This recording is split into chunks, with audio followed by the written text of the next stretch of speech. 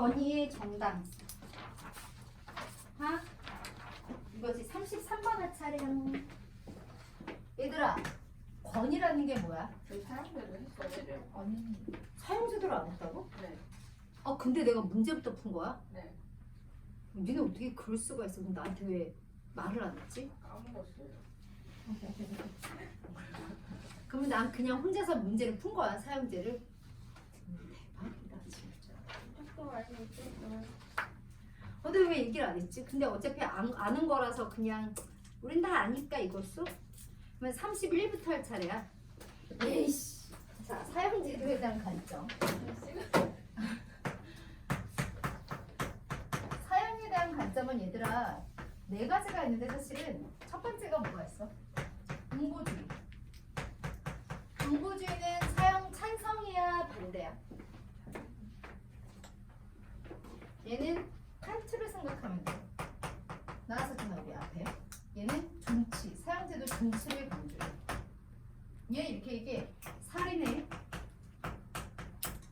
눈치가 뭐예요? 존재해야 된다. 폐지의 반대. 폐지는 없어져야 되는 거고 존치는 존재에서 유지돼야 된다는 얘기. 존치. 살인에 상응하는 정당한 형벌은 뭐야? 얘는 오로지 사형밖에 없다고 생각해. 다른 방법이 없어. 알겠어? 그래서 이렇게 얘기하잖아. 시민 모두의 동의로 사회가 해체되는 순간이 오더라도 감옥에 있는 살인자는 반드시 죽여야 된다. 그 정도로 의지가 강력해. 그래서 살인에 대한 알겠어? 정당한 형벌은 사형밖에 없어. 그리고 봐봐. 사형을 선고하는 거는 사형은 이렇게 얘기했었어. 기억나? 그 사람의 시민적 인격성을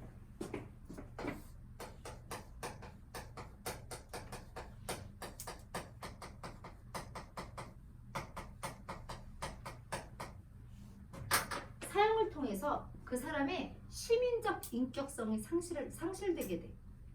하지만 그러니까 그 사회 구성원으로서의 그 인격성은 상실이 되지만 뭐의 인격성? 생득적 인격성은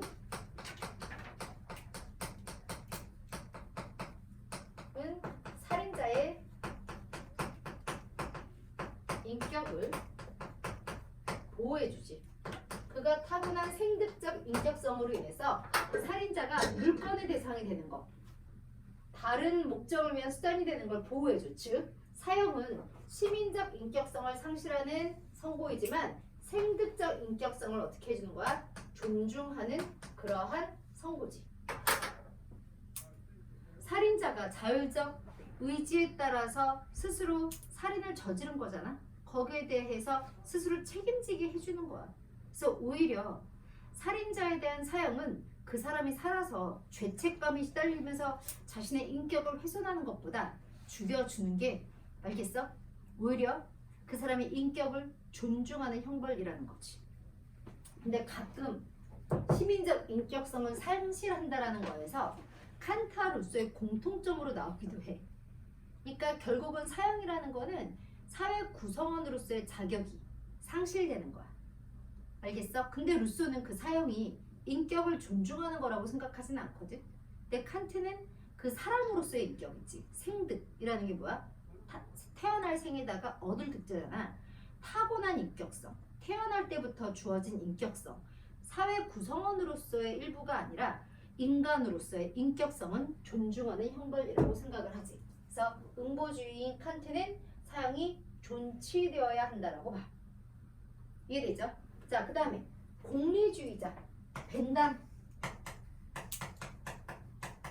공리주의는 사실은 사형이 아까 그래서 물어봤구나. 이건 뭔데? 이렇게 쓸게.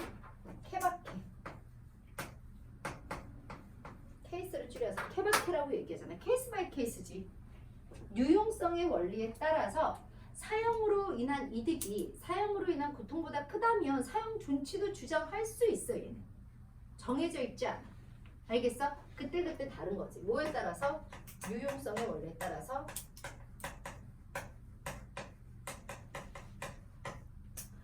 그런데 대개 반드시 그런 건 아니고 대개 얘들아 특수예방주의 입장에서는 원래 공리주의는 형벌이 범죄 예방을 위한 거잖아.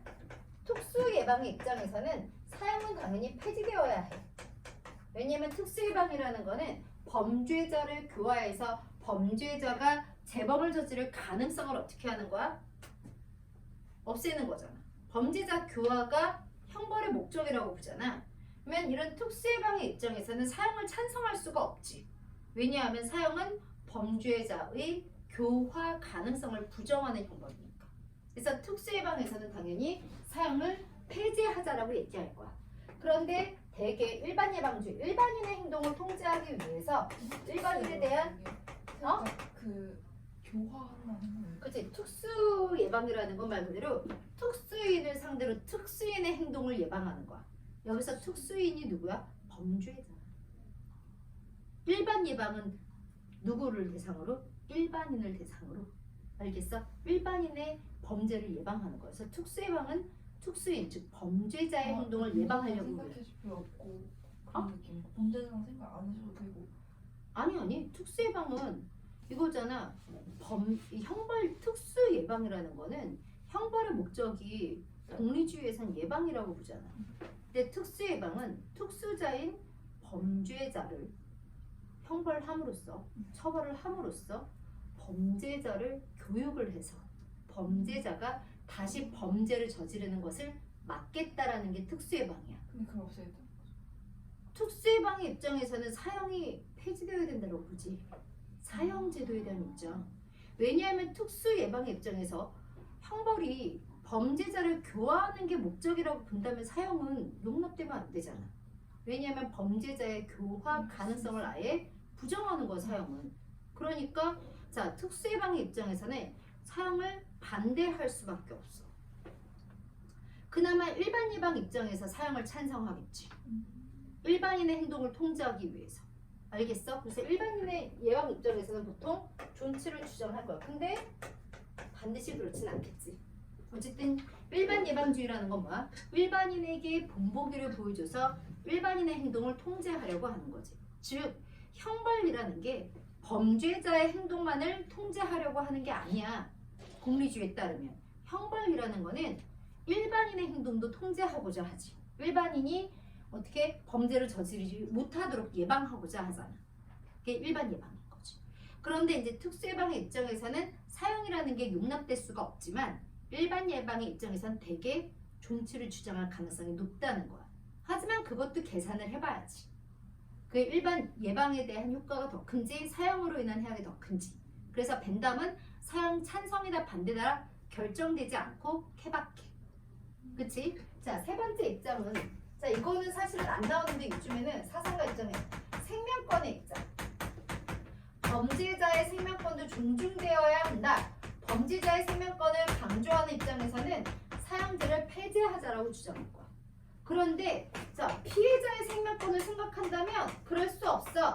피해자의 생명권을 강조하는 입장에서는 사형을 존치하자라고 얘기하겠지. 자, 마지막으로 네 번째는 사회윤리 대 개인윤리, 개인윤리 대 사회윤리.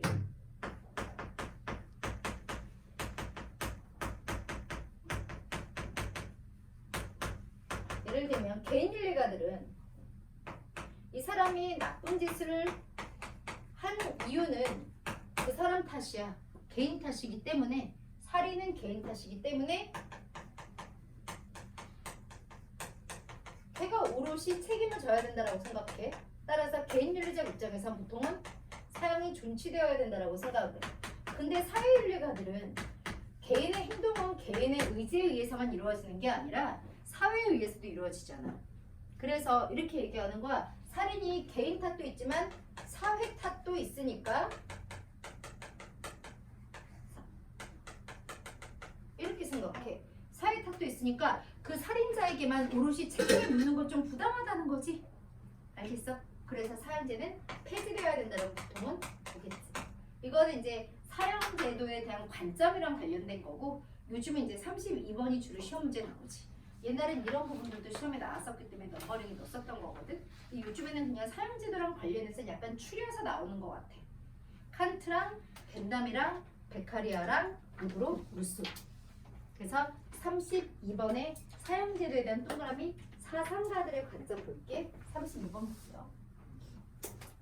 우리 넘버링 할 때는 그냥 3명만 써주는데 이거는 사형제도랑 관련된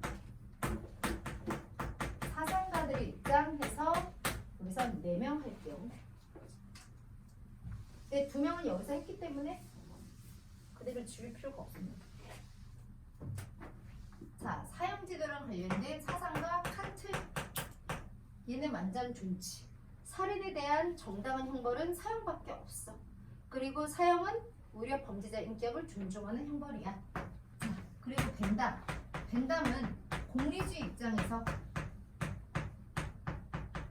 사형이 최대 사출 최대 행복에 입각한다면 존치할 수도 있고 그게 아니라면 존치하면 안 돼. 그래서 얘는 케바케 이렇게 나왔고. 자, 3번째 누굴 해야 돼? 사상가랑 관련된 거. 3번째 베카리아. 이 사람이 시험에 제일 잘 나오죠. 얘는 사형제도 뭐야 얘들아? 얘만 사형 반대 응자야. 얘는 사형에 반대. 첫 번째, 얘가 사형에 반대하는 이유는 뭐 때문이야? 공리주의 입장에서 얘기해. 사형이 범죄를 예방하는 효과가 없는 건 아니야. 하지만 사형보다 범죄 예방 효과가 더 큰 형벌이 있어. 그게 뭐야? 종신노역형. 근데 이 사람 말 들으면 좀 이해가 된다? 얘 말에 따르면 이거야. 야, 니네 사형을 이렇게 공개 촬영한다고 하면 너 가서 볼 거야? 단두대에서 어떤 사람의 목이 내리쳐지는 걸 니네는 눈 뜨고 보면서 아, 나는 나쁜 짓 하지 말아야지 반성할 수 있어?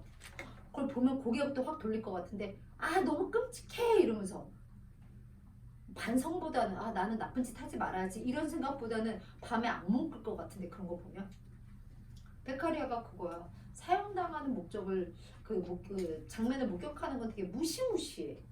뭐 범죄 예방 효과가 아예 없지는 않겠지만 오히려 보는 사람을 강팍하게 만들 뿐이지 이게 막 반성하게 만들지는 않아. 오히려 그것보다는 이렇게 강도가 센 것보다는 지속적으로, 알겠어? 계속 개돼지처럼 일하는 모습을 보게 하는 게 훨씬 더 범죄 예방 효과가 크다는 거야. 왜냐면 종신노역형은 이거야. 이렇게 얘기한다. 수용자가 이제 형을 받는 사람, 범죄자. 수용자에게 가해지는 고통이 사형보다 어때? 적어. 그러면서도 범죄 예방 효과가 사형보다 훨씬 더 커. 그러면 비용 대비 혜택이 더 크잖아. 왜? 형벌은 강렬함보다는, 인간의 정신은 강렬함보다는 뭐에 더 영향을 많이 받아? 지속성에 더 영향을 많이 받거든. 알겠어? 그래서 수용자에게 가해지는 고통을 최소화하면서도 범죄 예방 효과가 큰 종신노역형이 있는데 유용하지도 않지. 사형은 유용성의 입장에서 보면 종신노역형이 더 적합하다라고 얘는 결정을 한 거야. 무슨 말인지 알겠지? 베카리아는 질적 공리주의. 아니 뭐 그렇게는 안 했어. 양적 공리주의인데 저 강도랑 지속성 보면 저거는 쾌락을 계산하는 7가지 방법 중에 하나잖아. 양적 공리주의. 네. 그냥 벤담이랑 그냥 질적 양적이 아니라 그냥 공리주의자. 네. 이해되죠? 그래서 강렬함보다 지속성이 더 중요하다라고 생각해. 그리고 이거 있잖아. 종신노역형은 특수예방. 당연히 얘들아 범죄자 교화를 위해서는 사형이 용납될 수가 없지.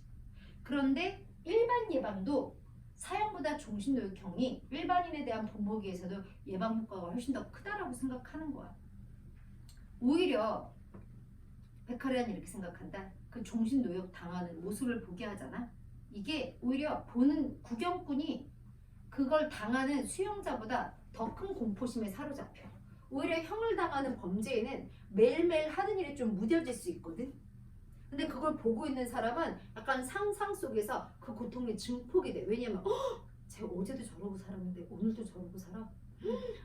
평생 저러고 살 거야? 막 이러면서. 근데 당하는 사람은 매일매일 저걸 당하다 보니까 오히려 무뎌지는데 오히려 종신노역형은 이거는 작년에 수능 완성에 나왔던 자료. 구경꾼으로 하여금 그걸 보는 사람으로 하여금 더 큰 공포심에 사로잡히게 할 정도로 일반인에 대한 본보기로서 예방 효과가 짱이라는 거지.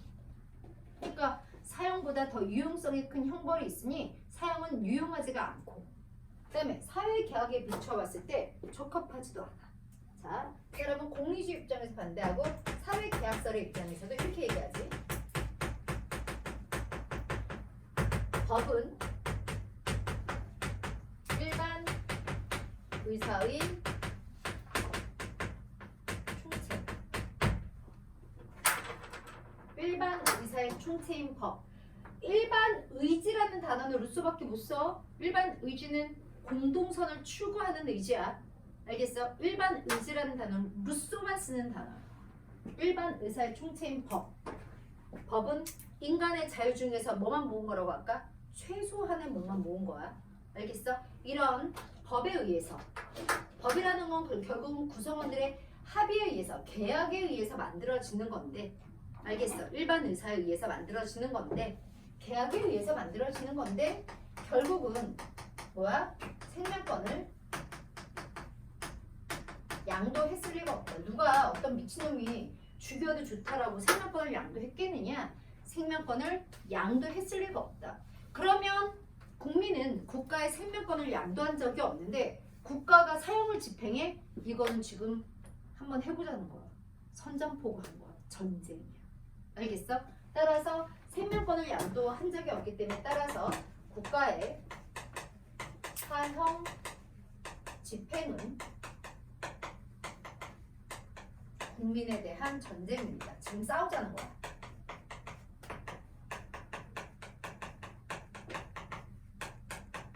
따라서 원래 형벌이라는 거는 법에 의해서 정당화되는 거고 법은 계약에 의해서 만들어지는 거잖아. 결국 형벌과 사형의 정당성 여부는 사회계약에 의거해서 따져볼 수 있는데, 알겠어? 사회계약의 입장에서 봤을 때 사형은 정당화될 수 없다는 거지. 그런 계약은 맺었을 리가 없으니까. 이해되죠? 그래서 사회계약의 입장에서 정당하지 않다라고 봅니다. 그 다음에 이 사람이 원래 이탈리아 법학자거든. 약간 내가 개변이라고 얘기했지. 법치의 입장에서, 법에 의한 통치의 입장에서도 얘는 사형에 반대해. 왜? 이렇게 얘기한다. 법에서 살인을 어떻게 하고 있어? 금지하잖아. 근데 얘들아, 사형은 살인이잖아. 따라서 금지되어야 해. 약간 궤변하니까. 이런 식으로 설명해. 법에서 살인을 금지하고 있기 때문에 사형은 살인이기 때문에 법으로 정당화되기 힘들다는 거지. 알겠어? 그래서 법치 입장에서 사형에 반대합니다. 자, 그다음 살인마도 그 그냥 사회 구성원으로 쳐주는 거예요. 얘는 공중의 적이라고 얘기한 적 없고 여기에서 제외돼야 된다라고 얘기한 적은 없지. 알겠어? 자, 근데 루소는 사형 존치론자잖아. 칸트는 존치. 된다면 정해져 있지 않아. 얘는 반대. 얘는 존치론자인데 얘는 사회계약설의 입장에서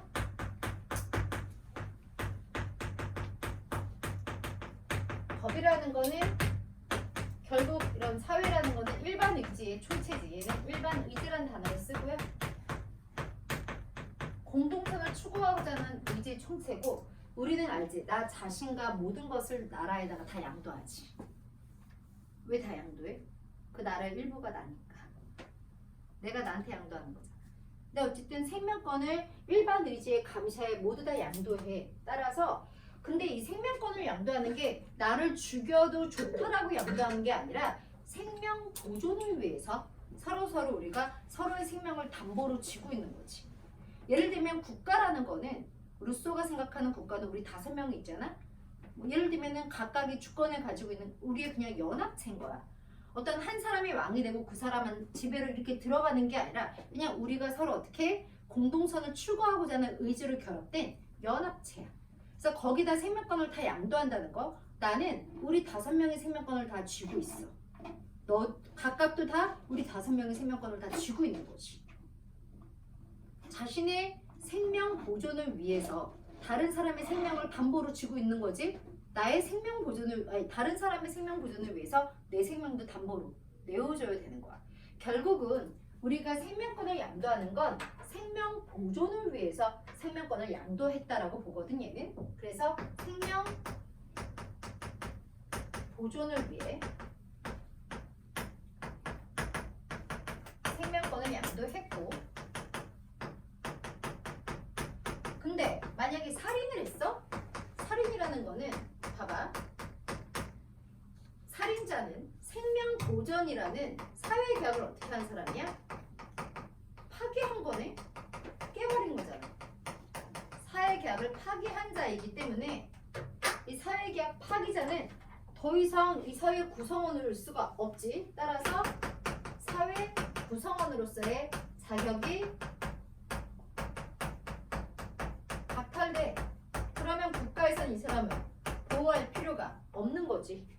알겠어? 그래서 이렇게 얘기하잖아. 국가랑 살인자는 양립할 수 없어. 근데 사회 구성원으로서 박탈당하기 때문에 두 가지 방법이 있어.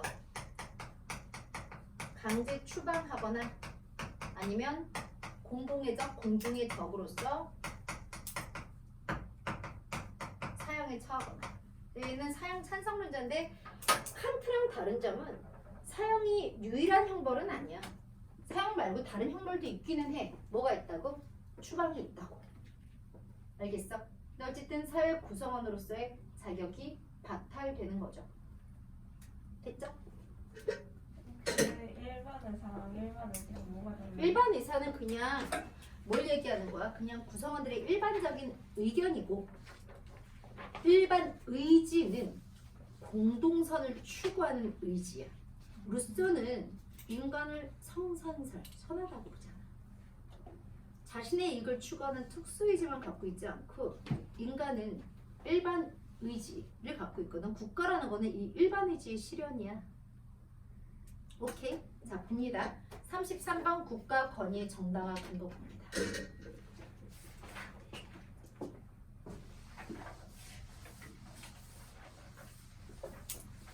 저번에 막 미친듯이 진도를 나가는 것 같았는데 여기가 조금 남아있었구나. 자, 33번 국가 권위.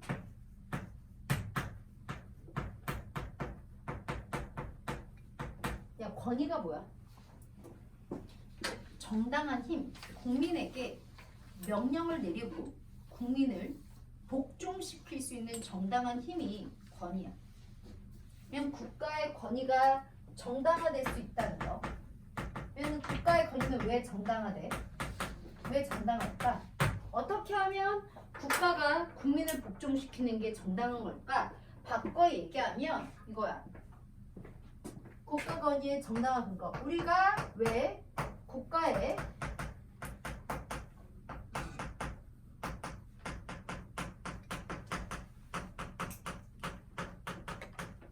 이거야.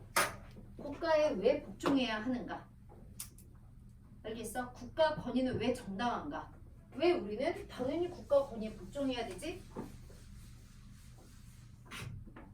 자, 몇 가지? 7가지가 있어. 7가지가 있어. 누구? 첫 번째.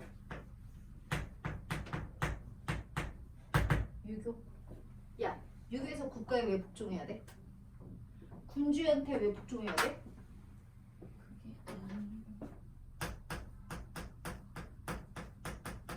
천명이야. 부모에게 효도하듯 군주한테 복종하는 게 천명이야.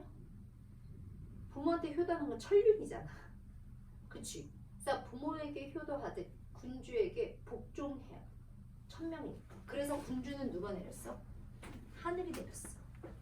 근데 군주도 군주의 천명을 받았을 거 아니야. 군주는 무슨 천명을 받았어? 민본의 천명을 받았어. 그럼 백성은 백성의 천명으로서 군주의 권위에 복종해야 되고, 군주는 군주의 천명으로서 뭘 해야 돼? 민본을 해야 돼. 그런데 군주가 민본을 안 해. 어떻게 할 수 있어? 군주 바꿀 수 있어. 그래서 민본 혁명을 일으킬 수 있는데, 여기서 원래 혁명이라는 게 하늘의 명을 새롭게 한다, 혁신한다라고 생각해, 유교에서는. 그래서 천명이야. 자, 군주도 군주의 천명은 민본이야. 근데 군주가 천명을 어길 시에는 뭐 할 수 있어? 민본. 혁명을 일으킬 수 있어. 그래서 군주가 민본을 하지 않으면 혁명을 일으킬 수 있는데 이때 혁명이라는 거 유교에서 얘기하는 이 혁명은 하늘의 명을, 그치? 하늘의 명, 천명을 혁신하다라는 뜻이야.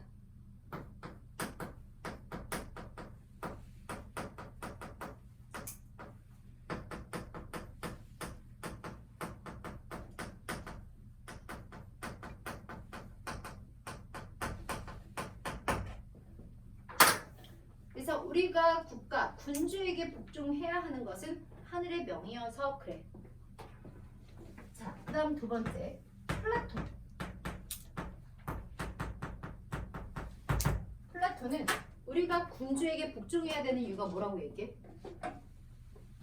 정의라고 얘기해. 왜? 이데아를 통찰한 통치자에게 복종하는 게 정의야.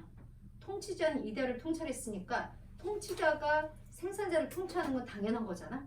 그게 정의잖아. 각자의 직분에 알맞는 일을 하는 게 정의니까. 이해되지? 그래서 자, 이데아를 통찰한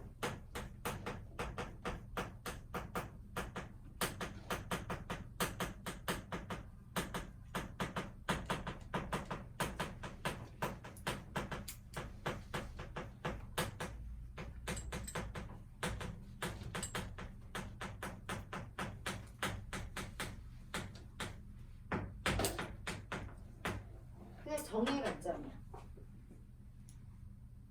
자, 그 다음 세 번째. 이거 되게 중요하지? 플라톤 제자. 누구?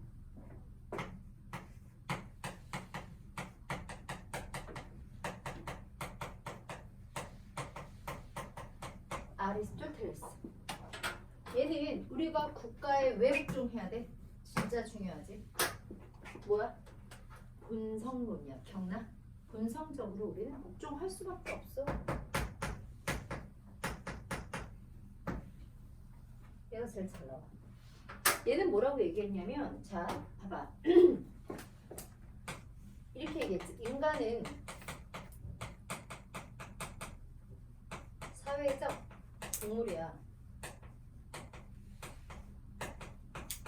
그래서 인간은 공동체 없이 생존할 수 없고 행복할 수도 없어. 훌륭한 삶을 살 수도 없어. 공동체 없이 살 수 있는 존재는 짐승이거나 신이야. 알겠어? 그래서 인간은 사회적 동물이야. 공동체 안에서만 살아갈 수 있는 존재야. 이해되지? 그래서 인간은 사회적 동물이다, 정적 동물이다. 인간은 공동체 없이 생존할 수도 없고 행복할 수도 없어. 그래서 공동체가 반드시 있어야 돼. 알겠어? 그래서 인간은 본성적으로 따라서 국가 없이 생존을 할 수 없기 때문에 본성적으로 국가에 어떻게 해야 돼? 복종해야 돼. 그래야 행복한 삶을 영위할 수 있고 생존이 가능하니까. 그래서 국가를 얘는 어떻게라고 생각하냐면 되게 중요하지. 본성에 근거한 자연적인 존재, 즉 자연 발생적이라고 생각해. 인위적으로 인간이 만든 게 아니라 자연적으로 존재하는 거라고 생각해. 그래서 국가는 가족이나 불화, 그냥 자연 순락체와 맞아. 국가 성립 이전에는 가족이나 불합 같은 공동체가 있어. 인간은. 알겠어? 국가 성립 이전에 가족 불합과 마찬가지로 자연 발생적이야. 인위적인 산물이 아니야. 자연적 산물이야.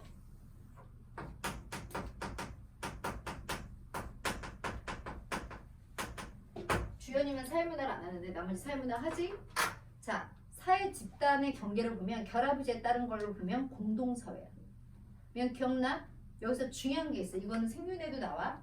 자, 국가는 그 자체로 목적이야. 개인을 위한 수단이 아니야. 원래 공동사회에서 이거잖아. 집단이 결합 그 자체가 목적이잖아. 결합된 그 자체. 그냥 이 국가라는 자체가 목적적이야. 국가는 수단이 아니다. 그래서 아리스토텔레스에게 있어서 국가는 수단이 아니라 목적 그 자체야. 국가가 다른 어떤 목적을 달성하기 위한 수단이 아니야. 알겠어? 오히려 국가는 그 자체가 목적적이며 인간은 국가 안에서만 삶을 영위할 수 있고 행복할 수 있어. 인간은 어차피 국가 없으면 생존이 불가능해. 이해돼? 인간의 이익을 위해서 만들어진 수단이 아니란 말이야. 그냥 자연 발생한 거지.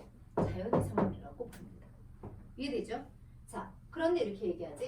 이런 가족 불합 같은 모든 공동체는 아리스토텔레스에 따르면 어떤 조음, 즉 선을 추구한다. 이게 뭐 도덕적 선도 있지만 그냥 어떤 모든 공동체가 어떤 목적, 조음을 추구하고 있는데, 자, 그 중에서 가장 최고의 가장 포괄적인 공동체인 국가는 최고선을 추구합니다. 국민의 행복을 추구하겠죠. 그래서 이 국가는 그 이전에 국가 성립 이전에 그 이전에 모든 공동체의 끝판왕이야. 모든 공동체를 다 포괄하는 가장 최고의 공동체고 가장 포괄적인 공동체야. 알겠어? 이런 국가는 최고선을 추구하고 있지. 그리고 이 국가는 가장 최고의 포괄적인 국가이기 때문에, 공동체이기 때문에 다른 집단의 도움이 필요 없는 그 자체로 자족적이야. 들어봤어? 자족적이라는 거는 스스로 충족이 가능해. 최고의 공동체, 이게 가장 포괄적이기 때문에 다른 공동체들의 도움이 필요가 없어. 그래서 국가는 그 자체로 자족적이며 그리고 구성원들의 훌륭한 삶을 가능하게 해주는, 되게 중요해, 도덕 공동체입니다. 그래서 모든 공동체의 끝판왕이죠. 화이트 있어요. 아니요.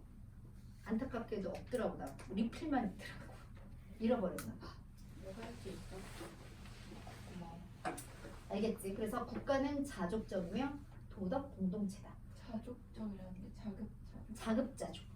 그래서 다른 공동체의 도움이 전혀 필요가 없어. 왜? 가장 포괄적이니까 모든 공동체 끝판왕이야. 그 이전의 다른 공동체 기능을 다 어때? 포괄하고 있어. 이해되지? 그래서 얘는 완전 국가주의적 입장이야. 국가를 완전히 최고라고 생각해.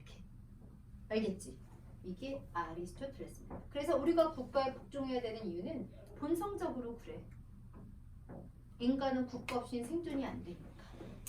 이해되죠? 그래서 국가는 생존을 위해서뿐만 아니라 훌륭한 삶을 위해서도 반드시 필요하며, 국가는 인간의 본성에 근거한 자연적인 존재이다. 그리고 인간이 어떤 일부러 인간의 목적을 달성하기 위한 수단으로 국가를 만든 게 아니기 때문에 국가는 수단이 아닌 그 자체로 목적적이다. 이렇게 얘기합니다. 이해되죠? 자, 근데 그래서 비유가 잘 돼서 나오는 게 바로 네 번째 사회계약설이잖아. 사실은 이 사회계약설 중에서도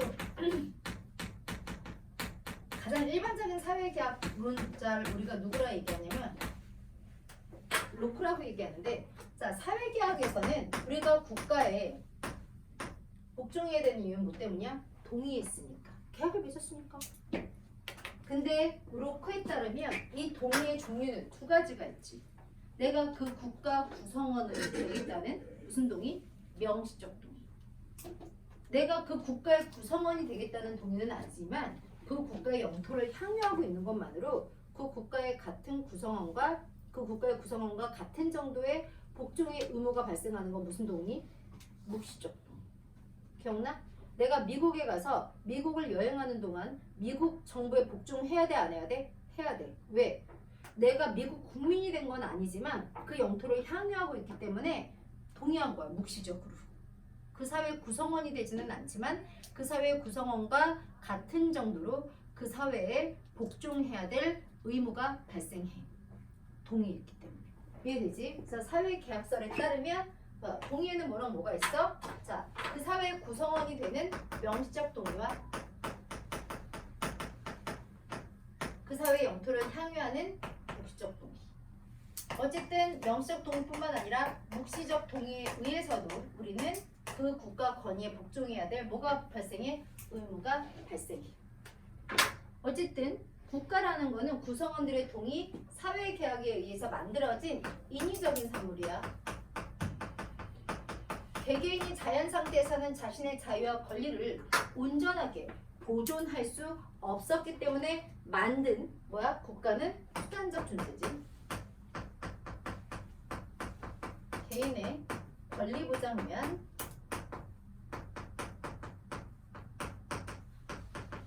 수단. 그래서 사회계약설은 국가를 수단으로 봐. 근데 얘는 국가를 수단으로 안 봐. 알겠어?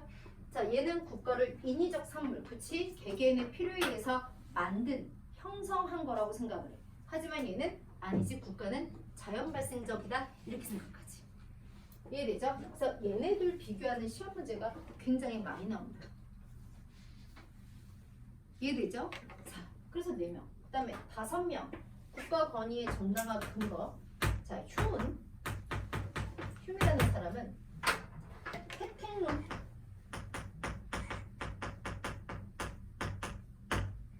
우리가 국가로부터 공공재와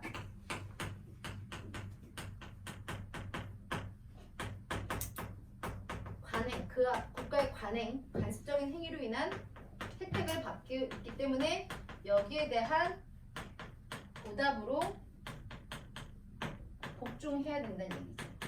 근데 이건 바꿔 얘기하면 혜택을 주지 않으면 복종하지 않아도 된다는 거지. 알겠지? 자, 6번째. 자, 벤당 같은 공리주의 입장에서는 국가 권위에 대한 복종. 왜 우리는 국가 권위에 복종해야 되는가? 사회 전체 이익의 측면에서 최대 다수, 최대 행복에 이게 기여한다라고 보겠지. 국가에 복종하는 게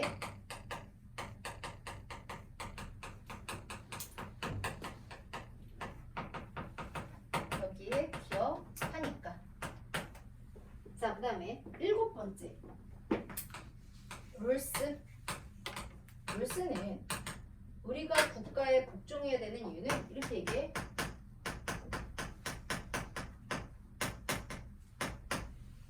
자연적 의무인데 아리스토텔레스도 약간 자연적인 거잖아. 본성에 따르니까. 근데 차이가 뭐냐면 얘는 사실은 솔직하게 얘기하면 국가에 대한 복종 자체가 자연적 의무가 아니라 봐봐. 이렇게 생각해. 룰스는 인간은 정의에 대해서 의무가 있는 거야.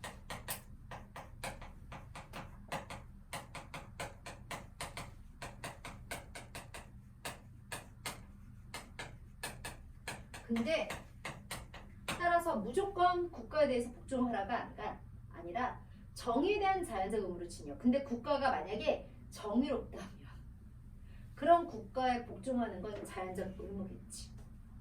그래서 조건부 자연적 의무야. 무조건적인 게 아니라 만일